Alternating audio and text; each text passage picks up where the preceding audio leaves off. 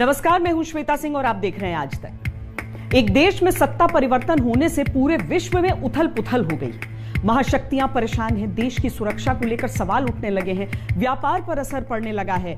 जिस चीन पाकिस्तान के साथ भारत का पहले से ही सीमा विवाद है, उसने आते ही तालिबान को मान्यता दे दी है। जो अफगानिस्तान पहले दोस्त था, अब वो दोस्त है या नहीं अभी कहा नहीं जा सकता। भारत को भी कूटनीतिक स्तर पर सोच समझ कर निर्णय लेने पड़ेंगे, क्योंकि यह समय भारत की डिप्लोमेसी का कड़ा इम्तिहान है।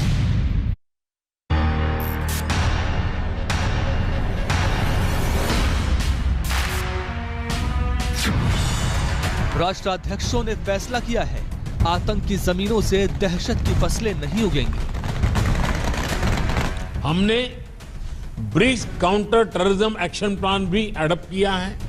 राष्ट्रीय सुरक्षा सलाहकारों ने निर्णय लिया है, पड़ोसी कोई भी हो, देश की सुरक्षा के साथ कोई समझौता नहीं होगा। आतंकियों को स्वीकार्यता मिल गई है। संविधान की जगह बंदूक है। बनाम खुदा बा अर्ज़ सलाम व दुरूद बर शुमा बिनंदहय शबके जहानी अफगानिस्तान। लोकतंत्र की जगह तानाशाही है, आजादी की जगह बर्बरता की बेड़ियां हैं। लेकिन अफसोस ये है कि ये भारत के पड़ोसी हैं। जंग थोपेंगे तो जंग होगी, वरना कूटनीति से काम लेना होगा।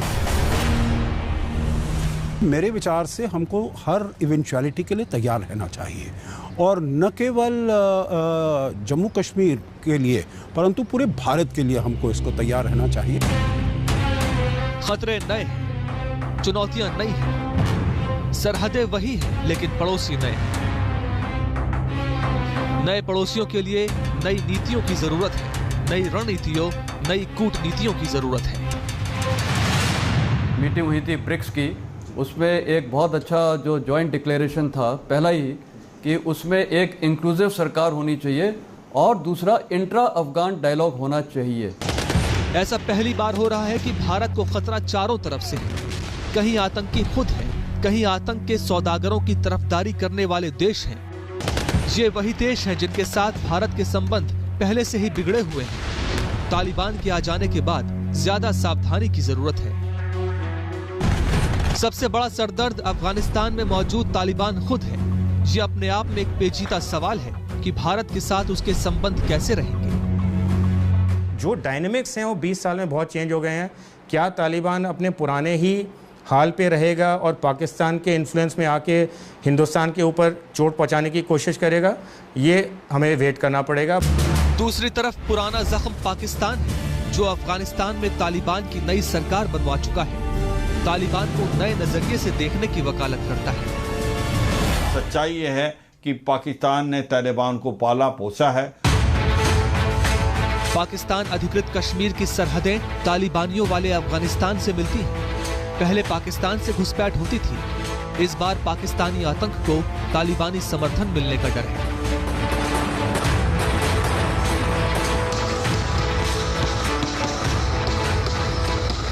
इंडिया के लिए ही नहीं, सभी पूरे विश्व के लिए और खासकर जो देश इस रीजन में हैं उनके लिए एक बहुत ही खतरे की और एक बहुत चिंता की बात है।